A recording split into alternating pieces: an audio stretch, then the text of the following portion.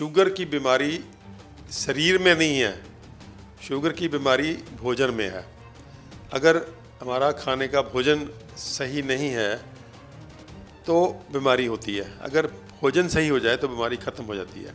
कि कुछ खाने हैं जिससे शुगर एकदम से पीक जाती है, उस पर शुगर का खून के अंदर एक हड़ सा आ जाता है, वो असल में शुगर की बीमारी का ज़िम्मेदार है। चाइना स्टडी कहती है कि हम अगर प्लांट बेस्ड होल फूड खाएं तो कोई व्यक्ति बीमार नहीं होता, अगर वो बीमार है तो ठीक हो जाता है। आज एक बार फिर हमारे स्टूडियो में मौजूद हैं डॉक्टर अमर सिंह आज़ाद जी। डॉक्टर साहब, आपका बहुत बहुत स्वागत है। नमस्कार जी सभी दर्शकों को। डॉक्टर साहब, हमने पिछली बार बात करी थी शुगर के ऊपर और दर्शकों का बहुत ही अच्छा रिस्पांस हमारे पास में आया था। दर्शक चाहते हैं कि एक बार फिर से हम शुगर पे ही बात करें, और आजकल आपका कहना है कि खाने पीने से जो शुगर है वो बिल्कुल ठीक हो जाती है, लेकिन मैंने कहीं पढ़ा था कि शुगर जो है, भारत जो है शुगर की कैपिटल बनने वाला है 2 दशकों में, तो इसमें कितनी सच्चाई है? वंदना, ये आपने सही कहा कि जो बहुत सारे एक्सपर्ट्स हैं वो भविष्यवाणी कर रहे हैं कि आने वाले दो दशकों में जो हमारा देश है वो दुनिया की शुगर की कैपिटल बनने जा रहा है। लेकिन मैं आपके चैनल के माध्यम से आज ओपनली डिक्लेयर करना चाहता हूँ कि आने वाले 2 दशकों में हम अपने देश को शुगर मुक्त कर देंगे। और मैं आई मीन इट, मैं ऐसे ही हवा में बात नहीं कर रहा। मेरे पास या मेरे भी नहीं कहना चाहिए, हमारे जो हम जैसे मेरे जैसे और बहुत सारे सैकड़ों लोग हैं हमारे देश में जो इस मिशन में लगे हुए हैं, और जिनका ये मिशन है कि हम अपने देश को आने वाले 2 दशकों में शुगर की बीमारी से बिल्कुल मुक्त करेंगे। और वो करेंगे लोगों को चेतन करके, क्योंकि ये जो एक्सपर्ट्स ये जो भविष्यवाणी कर रहे हैं वो ये प्रिज्यूम कर रहे हैं कि लोग जो खा रहे हैं वही खाएंगे, वो कभी सुधरेंगे नहीं, और जैसा वो खा रहे हैं तो शुगर के मरीज बन रहे हैं। और दवाइयाँ ठीक करती नहीं हैं, क्योंकि दवाइयाँ ठीक करने की बजाय उल्टा बीमार को और बीमार कर रही हैं। तो उनका जो अनुमान है उसमें जो प्रजम्पशन है वो जो उन्होंने पहले सोच रखा है कि लोग खाने पीने का बदलेंगे नहीं, तो मुझे लगता है कि वो भविष्यवाणी उनकी गलत साबित होगी, और हम आने वाले 2 दशकों में हमारे देश को शुगर की बीमारी से मुक्त कर देंगे। जैसा कि आप कह रहे हैं कि खाने पीने के जरिए आप शुगर से मुक्त कर देंगे, तो ऐसा क्या आप खाने को सजेस्ट करते हैं जिससे कि शुगर हो ही ना, डायबिटीज़ हो ही ना किसी को? वंदना, ये मैं इस आधार पे कर रहा हूँ कि हम लोग शुगर को बीमारी मानते ही नहीं हैं, क्योंकि शुगर की बीमारी शरीर में नहीं है, शुगर की बीमारी भोजन में है। अगर हमारा खाने का भोजन सही नहीं है तो बीमारी होती है, अगर भोजन सही हो जाए तो बीमारी ख़त्म हो जाती है। तो इसका मतलब बीमार हमारा शरीर नहीं है, बीमार हमारा भोजन है।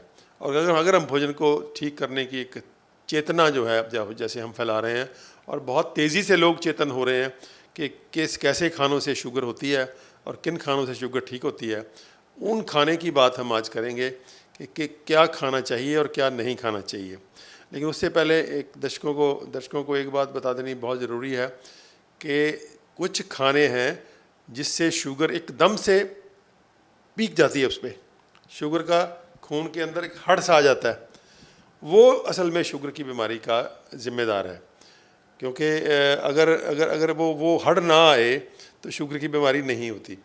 तो ऐसे जो खाने हैं जो हड़ लाते हैं शुगर का, वो रिस्पॉन्सिबल हैं, क्योंकि शुगर शरीर में, पूरे शरीर में 5 लीटर खून में 1 चम्मच शुगर चाहिए हमको काम वाम करने के लिए, सारा जो अपनी बॉडी को चलाने के लिए। लेकिन हम अगर उसमें एकदम से 10 चम्मच डाल देंगे या 20 चम्मच डाल देंगे, और डालेंगे भी इस शक्ल में जो सीधी खून में जाए, तो वो शुगर की बीमारी होगी। तो इसलिए ये जो हमको ये समझना है कि हमारे शरीर के अंदर 5 लीटर खून होता है। 5 लीटर खून में अगर 100 मिलीग्राम वाली फिगर लें जो हम नॉर्मल मानते हैं, तो उस हिसाब से सिर्फ 5 ग्राम शुगर बनती है। उसका मतलब है कि एक गिवन टाइम पे हमारे शरीर के अंदर सिर्फ 5 ग्राम शुगर चाहिए। जो हमारे शरीर की बनतर है वो उससे दुगना बर्दाश्त कर लेती है, 200 तक या 2 चम्मच तक, या दो चम्मच तक अगर शुगर हमारे खून में हो तो हमको कोई नुकसान नहीं होता। अब अभी हम लोग थोड़ा सा और भी इसको करेंगे, 2.5 चम्मच भी हो, 2.5 चम्मच तक भी वो शरीर उसको बिना नुकसान के टॉलरेट कर लेते। इसका मतलब शुगर की रीडिंग अगर 100 की बजाय 200 हो या 250 भी हो तो भी हमारे शरीर को कोई गंभीर नुकसान नहीं होता। इसलिए हम उस लेवल में रख के ऐसी इस ढंग से अपने खाने को बदलते हैं कि हमारी शुगर कभी भी उसके ऊपर ना जाए। तो वो जब बदल लेते हैं तो बाकी जो काम है वो कुदरत करती है। शरीर के अंदर ह्यूमन बॉडी वंदना एक ऐसी करामाती क्रिएशन है परमात्मा की कि उसके अंदर सेल्फ जो अपने आप को ठीक करने का मैकेनिज़्म है, self repair, self regeneration, self rejuvenation, उसमें अनंत शक्ति है उसमें। अगर हम थोड़ा सा नेचर के साथ कोऑपरेट करें, नेचर के हिसाब से चलें, नेचर को वायलेट ना करें, नेचर के जो नियम है उसकी उल्लंघना ना करें, तो बॉडी बाकी काम अपने आप कर लेती है। तो वो जो साइंटिस्ट भविष्यवाणी कर रहे हैं वो नेचर की इस पावर को बहुत अंडर एस्टिमेट कर रहे हैं, और लोगों की चेतना में अगर जागृति आ जाएगी तो उसको वो देख ही नहीं रहे। तो इसलिए उन लोगों की भविष्यवाणी हम गलत साबित करने जा रहे हैं, और हम डाइट देंगे ऐसी डाइट की जो अवेयरनेस है हम फैला रहे हैं, और लोग बहुत ही बड़े पैमाने पे उसको एक्सेप्ट कर रहे हैं, और 100% लोग जो हैं वो शुगर मुक्त हो रहे हैं। और बहुत लोग मेरे पास रोज़ ही कम से कम 5-10 फ़ोन आते हैं कि हमने आपकी वीडियो देखी थी, आपकी D5 चैनल की वो वीडियो बहुत ही चली थी वो शुगर वाली, तो मुझे लगता है लाखों में गई है वो, तो वो हाँ मिलियंस में गई है। तो वो जो ये जो चेतना है, आप जैसे पत्रकारों की हिम्मत से जो चेतना इतनी जल्दी फैलती है, तो वो शुगर मुक्त करेगी भारत को। हम अपने देश के लोगों को इतना प्यार करते हैं कि हम उनके लिए दिन रात काम करेंगे, इस चेतना को फैलाएंगे, और ऐसा डाइट सिस्टम हम सिंप्लीफाई करेंगे, इतने साधारण ढंग से उसको लोगों को समझाएंगे कि अनपढ़ से अनपढ़ व्यक्ति को भी ये बात समझ आ जाएगी कि अगर खाना ठीक कर लो तो शुगर ठीक हो जाती है। क्या चीज़ खानी पीनी चाहिए और क्या चीज़ बिल्कुल नहीं खानी पीनी चाहिए डायबिटीज़ होने पर? इसके बहुत थोड़े से नुक्ते हैं, बड़े ही हमने इसको अब धीरे धीरे इतना आसान बना दिया है कि कोई भी व्यक्ति इसको फॉलो कर सकता है। मान लीजिए ये वैसे तो हमारा आयुर्वेद जो है हमारे लिए बहुत बड़ा वरदान है, हमने इसको बहुत अंडर एस्टिमेट किया, और हमने दशकों तक, सालों तक, सैकड़े सालों तक इसने पहले अंग्रेज़ों ने इसको कुचला, और फिर हमने हमारी जो पोस्ट इंडिपेंडेंस सरकारें थी उन लोगों ने भी इनको पूरी जो इसकी इज़्ज़त मान थी वो नहीं दी। लेकिन आज फिर से उसकी आयुर्वेद की रिजुविनेशन हो रही है, वो फिर से आयुर्वेद अपनी जो परंपरागत उसकी सुपीरियरिटी थी, उसकी जो सरदारी थी, वो उस पर आ रहा है। तो वो हमको छतरी देता है, तो वो जो हमको गाइड करता है, उसी हिसाब से हम उसको थोड़ा सिंप्लीफाई कर रहे हैं। और इसका मॉडर्न फॉर्म में चाइना स्टडी है, चाइना स्टडी नाम की स्टडी आई है जिसने उसको बहुत ही सिंपल ढंग से कहा है। देखो चाइना स्टडी 20 साल चली, और वो 500-600 पेज की किताब है जिसमें पूरा विस्तार दिया हुआ कि कैसे कैसे स्टडी उन्होंने की, लेकिन 2 लाइन का मैसेज है, सिर्फ 2 लाइन का। चाइना स्टडी कहती है कि हम अगर प्लांट बेस्ड होल फूड खाएं तो कोई व्यक्ति बीमार नहीं होता, अगर वो बीमार है तो ठीक हो जाता है। उस स्टडी का इतना प्यारा, इतना छोटा सा मैसेज है, लेकिन वो इतना पावरफुल है कि जो भी उसको अडॉप्ट कर लेता है, वो कोई भी बीमारी हो, शुगर तो बहुत उसके लिए बहुत चुटकी सा काम है हमारे लिए, सबसे सिंपल। हम अपने लिए मान लीजिए शुगर का मरीज आ जाता है हमारे पास तो हम बड़े खुश होते हैं कि ये तो बड़ा सिंपल सा है, और बहुत से और मरीज आते हैं कई सारे बड़ी कॉम्प्लिकेटेड बीमारी लेके आ जाते हैं, तो फिर हमको भी सोचना पड़ता है, दिमाग लड़ना पड़ता है, प्लानिंग करनी पड़ती है। शुगर के लिए हमारा वैसे जैसे कहते हैं ड्राइवर हो बिना सोचे समझे गाड़ी चला लेता है, तो हम शुगर के मरीज को बिना सोचे समझे ठीक कर देते हैं। तो वो हम उसको थोड़ी सी टिप्स बताते हैं, तो वो टिप्स मानता है और शुगर ठीक हो जाती है। उसमें हम ये जो मैसेज है चाइना स्टडी का, बड़ा प्यारा मैसेज है, plant based whole food. Plant based मतलब एनिमल फूड नहीं खाना। एनिमल फूड का मतलब अंडा, मीट, मछली और दूध, ये हमको नहीं लेना। दूध भी नॉन वेज है, नॉन वेजिटेरियन फूड है, ये वेजिटेरियन फूड नहीं है, प्लांट फूड नहीं है, ये एनिमल फूड है। और आज के युग में तो खास करके मतलब बहुत ज़रूरी है, क्योंकि जितने एनिमल फूड्स हैं ये इंडस्ट्रियल फूड्स हैं, ये नेचुरल फूड्स नहीं है रहे अब, क्योंकि इनको ऐसी ढंग से पैदा किया जा रहा है। वो जो ब्रॉयलर है वो पता नहीं क्या है, ये नहीं समझ किसी को आता कि वो एनिमल है क्या, उसको इतना आर्टिफिशियल ढंग से इतनी गंदी गंदी दवाइयाँ दे के, और वैसे ही हम लोग दूध में कर रहे हैं, और वैसे ही हम लोग जो पोल्ट्री है उसमें करते हैं। तो ये सारा कहीं ना कहीं अगर एनिमल फूड छोड़ेगा, बहुत हजम करना बहुत ही मुश्किल है उसको। तो हम अगर प्लांट बेस्ड फूड पे आ जाएं तो वंडरफुल रिजल्ट्स हैं। और होल फूड का मतलब जिस तरह से वो नेचर में है उसको ज़्यादा छेड़छाड़ नहीं करनी। और हम कहते हैं 50% बिल्कुल रॉ खाओ, जैसे खेत से आ रहा है वैसे खा लो, खेत से मुंह तक, खेत से सीधा मुंह में जाए वो। उसको किसी को कोई गर्म नहीं करना, उसकी कोई छेड़छाड़ नहीं करनी, उसमें कुछ डालना नहीं है, तो सीधा खा लो। फल खा लो, फल क्या पेड़ से तोड़ो और खा लो, सब्जी है खेत से निकालो, धो और खा लो। तो वो हम कहते हैं कि आधा खाना वो खाओ कि सीधा खेत से आया हुआ कच्चा खाना, और 50% खाओ जो सिंपल से ढंग से पका हो, सिंपल से ढंग से, वो कुकर में ना पका हो, वो जो माइक्रोवेव है उसमें ना पका हो, वो तंदूर की सीधी आग के ऊपर ना जलाया गया हो, वो कढ़ाई में तला ना गया हो, वो सीधा जैसे बॉयल किया गया हो, स्टीम किया गया हो, जैसे तवे के ऊपर हम रोटी पकाते हैं स्लो आंच पे वो किया गया हो, या बॉयल जैसे हम स्लो आंच पे बॉयल करते हैं, तो वैसे बना हुआ था। तो वो एक बस सिंपल सा एक मैसेज है कि वो खाना है। उसमें थोड़ी सी और एडिशन है कि उसमें इंडस्ट्रियल फूड्स हमको नहीं खाने। जैसे मान लीजिए कोई भी फूड जो वाया इंडस्ट्री आ रहा है वो टॉक्सिक हो जाता है। वो जितने आप बड़े बड़े मेगा स्टोर देखोगे उसमें जो इतने पूरे शेल्फ भरे पड़े हैं रंग बिरंगे डिब्बों में, वो सारे के सारे क्या हैं, वो नेचुरल फूड्स नहीं है, वो इंडस्ट्रियल फूड्स हैं। और हर इंडस्ट्रियल फूड टॉक्सिन है, हर इंडस्ट्रियल फूड जहर है, उसको नहीं खाना। तो इंडस्ट्रियल फूड को हम मना करते हैं। ऐसे रिफाइंड फूड्स को नहीं मना करते हैं, ऐसे रिफाइंड तेल नहीं खाने, रिफाइंड शुगर नहीं खानी, रिफाइंड नमक नहीं खाना। तो ये चीज़ें जो रिफाइन हो जाती हैं वो नेचुरल नहीं रहती। नेचर ने उसको डिफरेंट ढंग से दिया था, लेकिन हमको उसने एक अलग अलग कर दिया। तो रिफाइंड चीज़ें भी नहीं खानी। तो दूसरी बात जो है कि प्लांट फूड्स को हमने जो खाना है वो क्रूड फॉर्म में, असली फार्म में, जिस फॉर्म में है। तो ये मोटा मोटा है। तो उसकी प्लानिंग तो करते हैं हम 7 मील्स प्लान कर देते हैं। सुबह उठते हैं हम लोग वो फूड देते हैं जो डिटॉक्सिफिकेशन करता हो, यानी कि जहर मुक्त करता हो। कि वो रात को जो बॉडी को डिटॉक्सिफिकेशन करती है बॉडी अपने आप को, वो रात वाला प्रोसेस सुबह भी चल रहा होता है। सुबह अगर हम सिर्फ पानी पिएँ, थोड़ा सा वो नारियल पानी पी लें, जूस पी लें कोई सब्जियों का, फलों का नहीं, क्योंकि फलों के जूस में फिर मीठा है थोड़ा सा, वो थोड़ा लेट पिएंगे। सुबह उठते सब्जियों का फूल, जिसको हम ग्रीन जूस बोलते हैं, और थोड़े काढ़े। मेडिसिनल प्लांट्स का वंडरफुल टूल है हमारे पास। कम से कम 100 मेडिसिनल प्लांट्स है जो अलग अलग बीमारियों में हम लोग देते हैं। उसके काढ़े के बड़ी ईजिली आसानी से लिए जा सकते हैं, वो काढ़ा देते हैं। उसके बाद हम कहते हैं कि सिर्फ फल खाओ ब्रेकफास्ट में, अगर हो सके तो ब्रेकफास्ट में पका हुआ खाना ना खाओ, फल खा लो। और उसके बाद फिर सलाद खा लो थोड़ी देर बाद। मान लीजिए 10 बजे तक 11 बजे तक फल खाए, 11 से 12 में सलाद खा ली, और फिर उसके बाद अब पका हुआ खाना खा लो। पके हुए खाने में हम लोग गेहूं और चावल जो हमारी 2 ट्रेडिशनल फूड्स हैं, हम उसको प्रेफर नहीं करते, क्योंकि अनफॉर्चुनेटली वो भी बहुत इंडस्ट्रियल हो गए हैं। तो हम उसकी बजाय नेचुरल फूड्स देते हैं, जिसको मिलेट्स हैं जैसे। तो बाकी गेहूं और उसको चावल को छोड़ के, वाइट राइस को छोड़ के, बाकी सब खाने हम मना नहीं करते। लेकिन गेहूं और वाइट राइस, इसको हम मना करते हैं कि ये जो गेहूं हाइब्रिड सी आई है, हाई यील्डिंग वैरायटी वाली, ये पता नहीं क्या है, अब इसका भी ये पता नहीं है। और चावल राइस जो वाइट राइस है उसके अंदर सिर्फ स्टार्च होती है। तो वो 2 मना करते हैं हम लोग। बाकी 5 हम लोग स्ट्रांगली रिकमेंड करते हैं।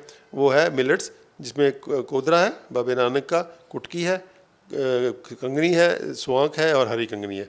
ये 5 तो बहुत ही पॉजिटिव मिलेट्स हैं जो डॉक्टर खादर वली की रिसर्च के 25 साल की रिसर्च में निकले हैं कि ये बीमार को भी ठीक करने की क्षमता रखते हैं।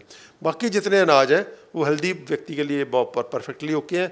मान लीजिए 6-7-8 वो हैं, जवार है, आपका बाजरा है, मक्की है, जौ है, आपका प्रोजो मिलेट है, किनुआ है, ये बहुत सारे 8-10 हैं तो वो भी हम खा सकते हैं। लेकिन अगर बहुत बीमार व्यक्ति है तो फिर वो 5 पॉजिटिव मिलेट्स हैं जो वो खाना बेहद ज़रूरी है।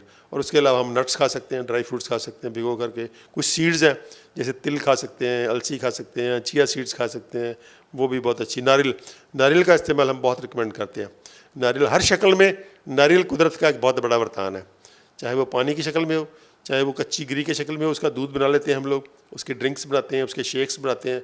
और चाहे वो ड्राई फॉर्म में हो तो उससे तेल निकलता है, तो कोकोनट ऑयल भी हम यूज़ करते हैं।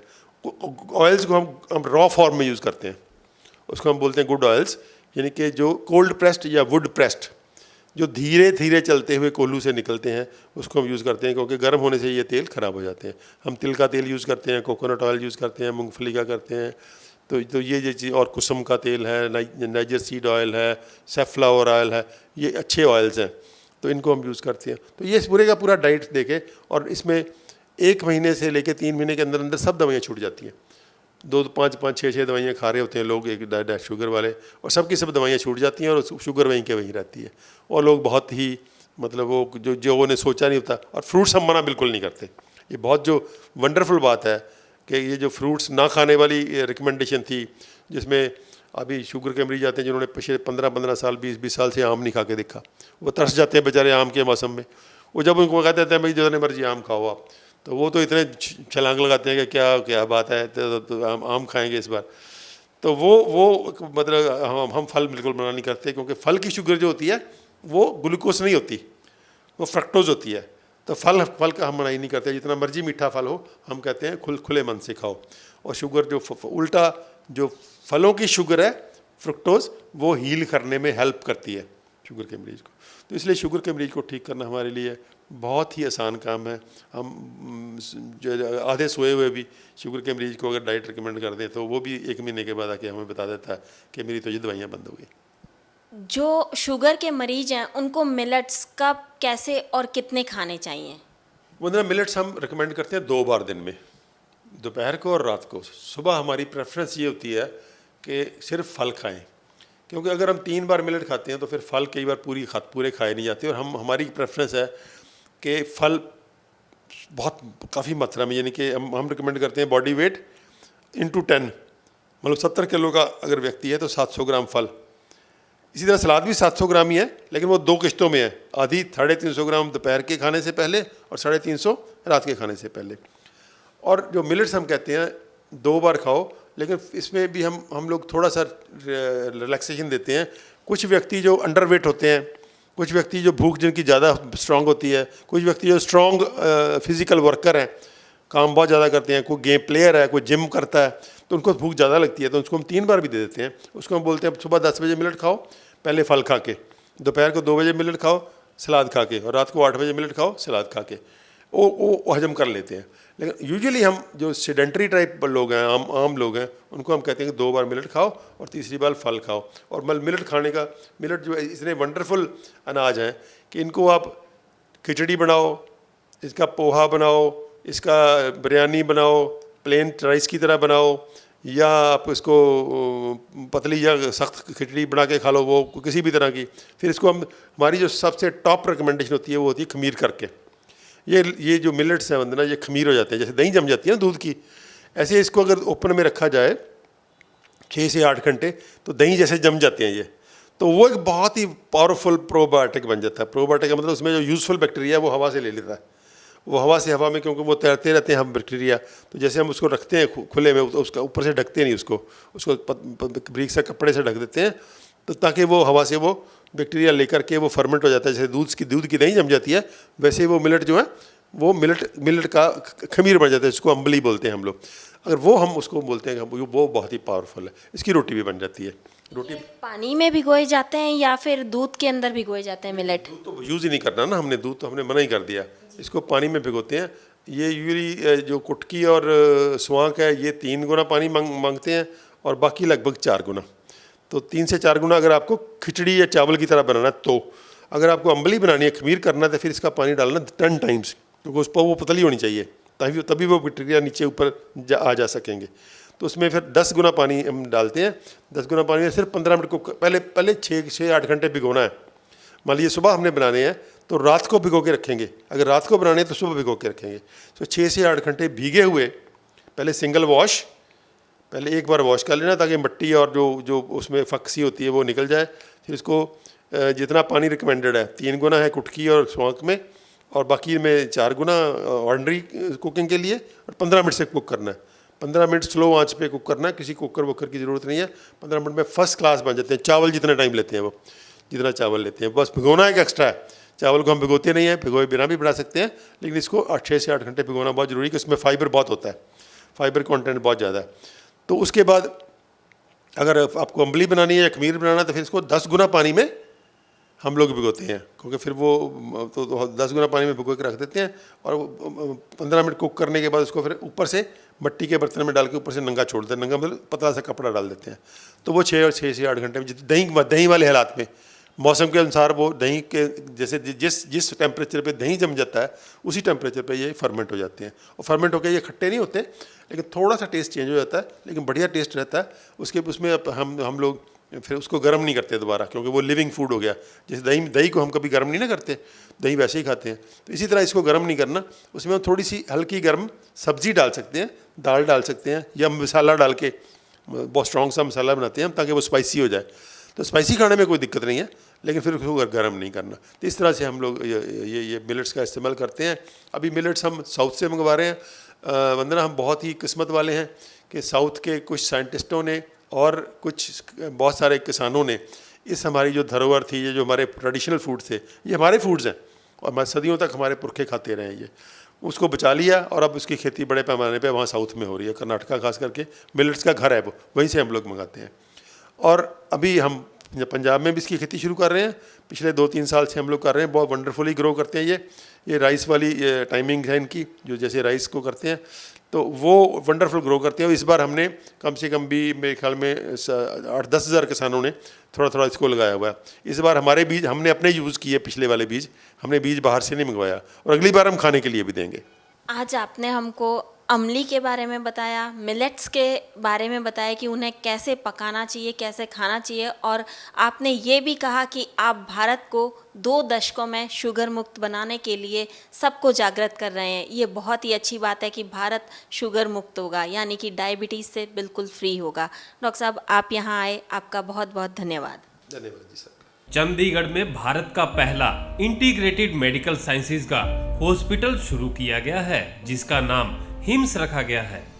Hospital and institute of integrated medical sciences, जहां पर एलोपैथी, आयुर्वेद, होम्योपैथी, नेचुरोपैथी सब एक ही साथ पेशेंट को ठीक करने के उद्देश्य से काम करती है। ये सारी पैथियां, जिसमें डॉक्टर विश्वरूप राय चौधरी, डॉक्टर अमर सिंह आजाद, डॉक्टर अवधेश पांडे, आचार्य मनीष, डॉक्टर खादरवली, और इन सब की पूरी नॉलेज, ट्रेनिंग और एजुकेशन को भी यूज किया जा रहा है। फिर चाहे आपकी बीमारी छोटी हो या बड़ी, चाहे लीवर फेल हो, किडनी खराब हो, हार्ट की प्रॉब्लम हो, जोड़ों का दर्द, ऑटो इम्यून डिजीज हो, या फिर स्टेज 4 कैंसर ही क्यों ना हो, या कोई ऐसी बीमारी जिसको आपके डॉक्टर ने लाइलाज बता दिया हो, या फिर उस बीमारी का हल ऑपरेशन बताया हो, तो इन सभी समस्याओं का सही समय पर अगर समाधान किया जाए तो आपकी बीमारी का जड़ से समाधान हो सकता है। अगर आप भी हैं किसी बीमारी से परेशान, तो आप इस हिम्स हॉस्पिटल के अंदर आकर के अपनी बीमारी का जड़ से समाधान कर सकते हैं। 70 बेड के इस हॉस्पिटल के अंदर खाने पीने से लेके रहने तक का भी सारा इंतजाम किया गया है। अभी भारत के अंदर पटियाला, जीरकपुर, चंडीगढ़, डेराबस्सी और दिल्ली के अंदर 14 क्लिनिक शुरू हो चुके हैं, जहां पर सिर्फ खान पान और आपकी लाइफस्टाइल को चेंज करके आपकी बीमारियों को रिवर्स करना सिखाया जाता है और आपको अपना डॉक्टर खुद बनाया जाता है, ताकि आप या आपके परिवार के अंदर किसी को कोई भी बीमारी आ गई है तो उसे कैसे निजात पा सकते हैं और भविष्य में और कोई बड़ी बीमारी या छोटी बीमारी ना आए, उससे भी कैसे बचा जा सकता है, उसके बारे में भी आपको सिखाया जाता है। अगर आप या आपका कोई किसी भी गंभीर बीमारी से परेशान है तो स्क्रीन पर दिए गए नंबर पर संपर्क करें